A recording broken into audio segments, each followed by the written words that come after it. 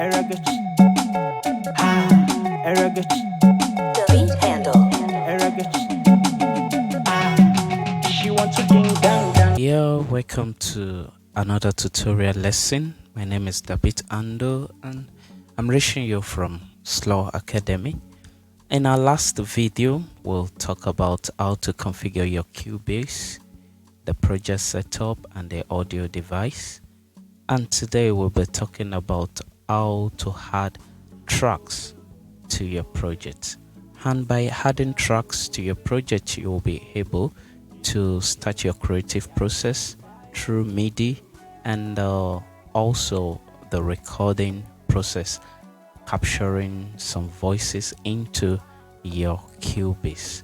And without wasting much of our time, let's dive right into it.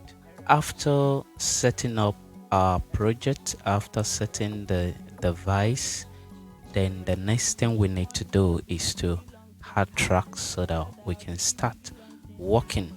At that moment, you must have known the kind of project you are working on and what are the things that you need in the project. There are different ways to add tracks to your project. The first way is to right click around this empty panel here, and you will see some tracks that you can add. You can add audio track, you can add instrument track, MIDI track, sampler track, you can add effect track, group track, and so many other tracks depending on what you're trying to capture into Cubase though. Another way is to go to project menu and you go to add track and you can see those tracks that you can add. Another way is to tap letter T on your keyboard. Letter T, that will be a shortcut, and there will be a dialog box that will be displayed. From there you will select either adding audio track, instrument track, sampler track, MIDI, group, effect, and so on. And today we'll concentrate on adding audio track and folder track. In our next lecture, we'll be looking into other kind of tracks that you can add to your Cubase. But for today, you pass through any of the three ways that you can add your audio track. The fastest way is to right click here and click on audio track. So when you click on audio track, a dialog will be displayed where you can select where the audio is coming from. That will be from your audio interface. Is it on the first channel, second channel, third channel, fourth channel, depending on the number of inputs that your audio interface has. Under the configuration, you can configure the kind of input you are bringing into Cubase. Is it a stereo input? Is it surround input? Is it mono input? If you're recording from a microphone, you'll select mono, a single input, single channel input. If you're recording from a tape track or from a stereo device, you select stereo, which means it's going to be bringing in two channels into your audio track at once, the left and the right. And if you're capturing from a surround device like your home theater, you can select any of the surround depending on the number of input you have routed into your audio interface. For now, we are recording from a microphone and we are taking the signal from channel 1 from our audio interface, and so it is mono. The audio output is where the signal that is captured into that audio track will be coming out from. So since we have not created any group or bus channel, we'll be routing this signal out from the stereo out. What will be the name of the track you're adding? Then you can type lead vocal. Okay, how many tracks of this lead vocal are you adding? For now, we'll add just one hard track. So this is your track that you have added. You can follow the same process, typing T on our keyboard. Bringing out this dialog, we'll select audio. We are adding audio track. The same process, bringing it in from the first channel. The configuration is mono, and we are routing out from the stereo out. For now, we won't put any name. We can select to add about 5 tracks. Then we'll say hard track. You can choose to keep this dialog open. So by the time we had like 3 tracks, hard tracks, you still have this dialog open for you.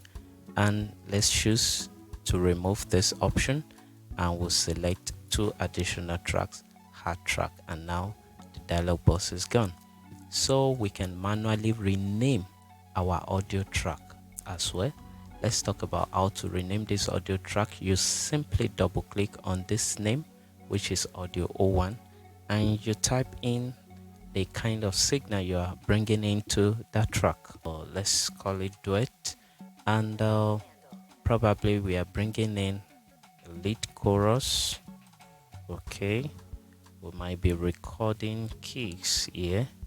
We might be recording a guitar, and we might also be recording a live pad. So this is how to add your track and rename them accordingly.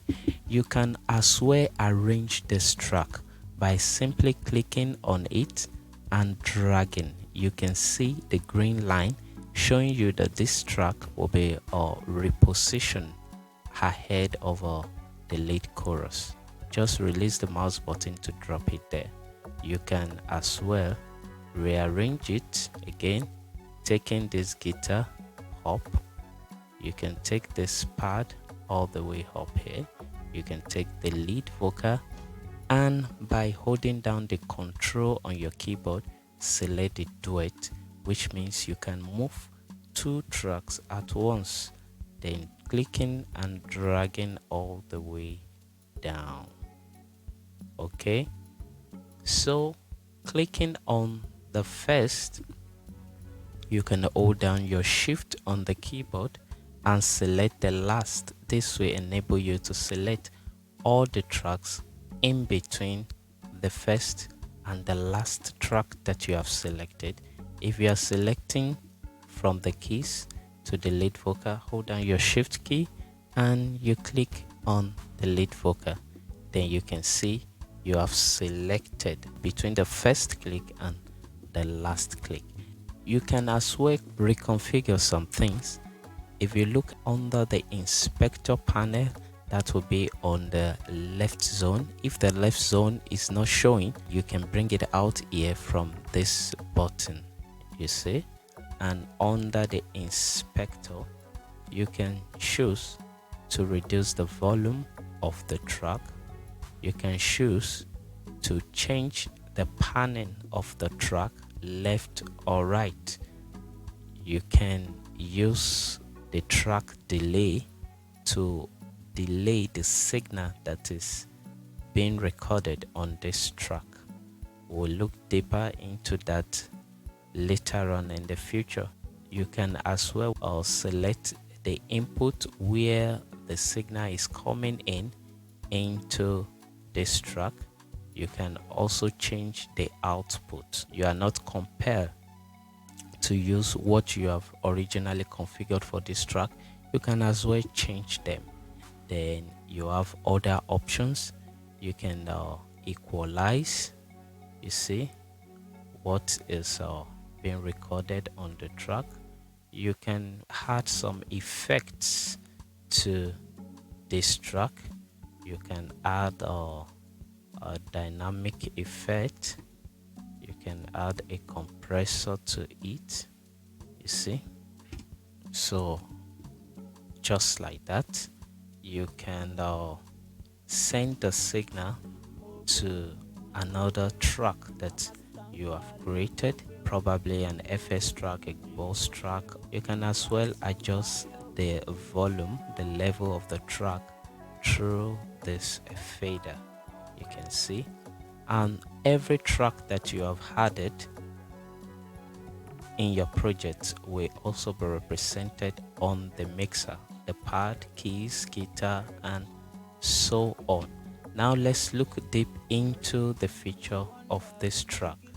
On this track, you have the record button, you have the monitor, which means you want to test if the signal is actually connecting to this track. We have chosen to record from the first channel through our audio interface. We want to see if the signal is getting into this track. So by clicking on the monitor button, you can see it's showing you that the signal is getting into this track.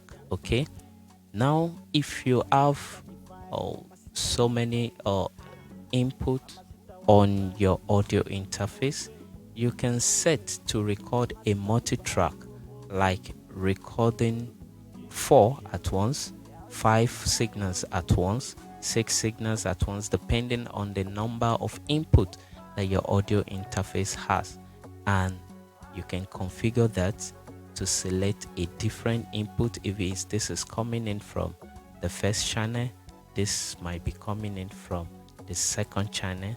You can see when I click on monitor here, I'm not getting any signal because there's no signal coming from the second channel through my audio interface, but from the first channel there is a signal. If I change the key to receive signal from the first channel, you can now see I have a signal coming in. That is for the monitor, to be sure that you are getting signal from your audio interface. So the next one is the edit channel settings.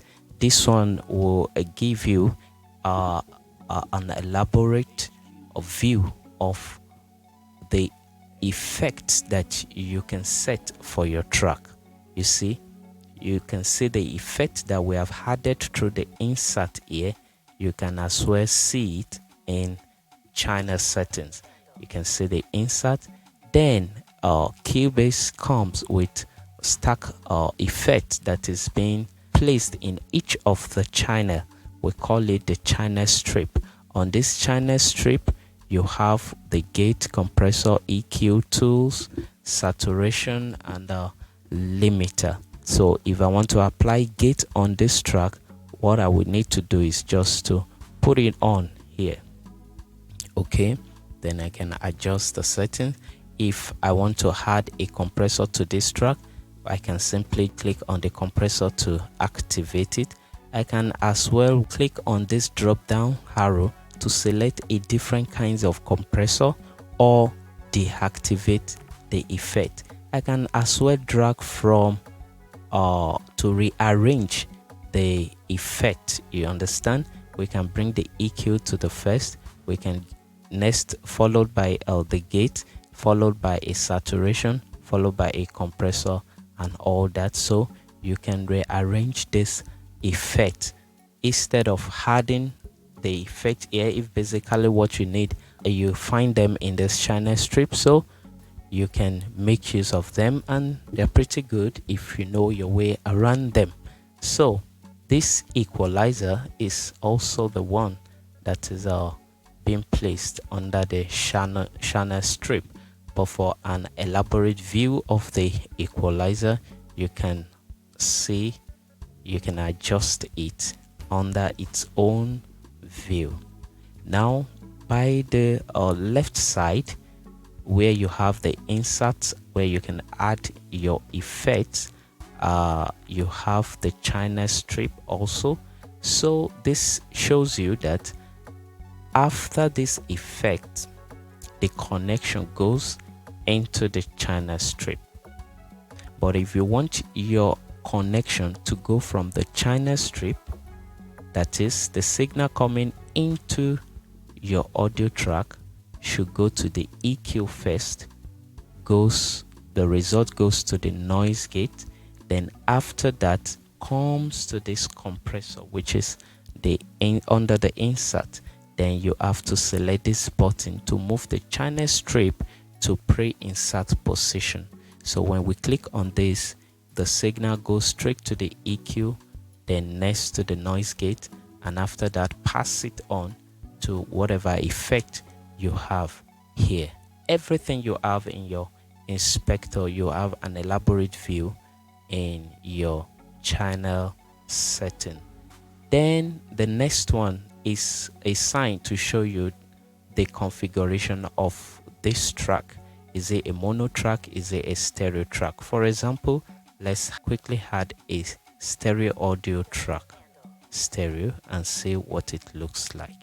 Now, looking at this stereo track, you can see that the sign here has changed to two circle showing left and right. That is a stereo signal coming into this. You can quickly check that. You see, it's showing that a mono signal is coming into this. Then the next thing you see is read and write automation. So you can choose to write an automation into this track, and after writing the automation is active. You can decide to switch it off by removing the read automation. We'll look more into that later in the future. Now here is about lane. It shows you can activate your lane. Later in the future we'll talk more on this. You have the track picture here. You understand, you can double click to bring out some icons that you can place on your track. Now we are recording string into this track. Then you can select whatever icon that represent what you are recording into that track. You can see. So okay, you have your track icon, and those are the features that you have on your track. You can as well add more features on this track that you can easily access. Later on we'll look deeper into all that. Next, we want to know how to remove some tracks. For example, we have created a stereo track here. We can right click on the track and we'll say remove selected track, or using our keyboard shortcut Shift plus Delete to remove the track from the list. So basically those are the things you need to know about audio, adding audio track to your project. Let's move on to adding folder to your project. You follow the same process whereby you add the audio track, but this time you are selecting a folder track. Add folder track. Now what will be the name of the folder? You can put it there, but for now we decide to leave it blank. You add two tracks, two folder track for this case. Now we had the tracks. You have folder 1 and folder 2. For folder 1 we can call it strings. Okay, let's turn it to a capital string, and for the next folder we call it vocals. Okay, so we can decide to group our tracks that we have added into folders. So we select parts, keys and guitars. By holding down the control key on the keyboard, I can select all of that and deselect whatever I want to remove from the list that I'm selecting. The part, keys and guitar, they are all strings. I can pull them, dragging them straight into the strings folder that I've created. You can see the arrow showing, the green arrow showing that these tracks are going into the strings. So goes right into the folder. I can collapse the folder. I can reveal what is there, and I follow the same process to put my vocals into the vocals folder as well. Clicking on this, holding down the shift key, click on the duet to select everything. Then I click on those things and drag over the vocals to place them inside the vocals. Now you can see if you are having this folder is good for making things simpler, making views simpler on your project. For example, you are having about 100 tracks up to 80 tracks in your project. You want to keep things organized. You can choose to add folder tracks and group those tracks into different folders to make it simpler to work on. For example, I'm working on the vocals. I can as well just reveal only the vocals and work on them. I want to work on the string, I can simply reveal the strings, expand them, and work on them. So thank you for staying tuned to the end of this lecture. I'll see you in the next class.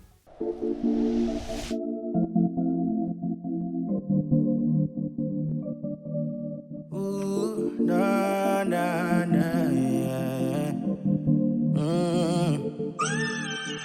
Different, definitely different. I can't explain it, but it's more than natural, and it's cool as ice. Cool as ice. Hey, it's the way I feel when it's so dark. I feel a kind of emptiness inside. I feel lonely when you're not here. I feel lost in the world. Many things are happening. Mornings turning into nights. Weeks are turning into days.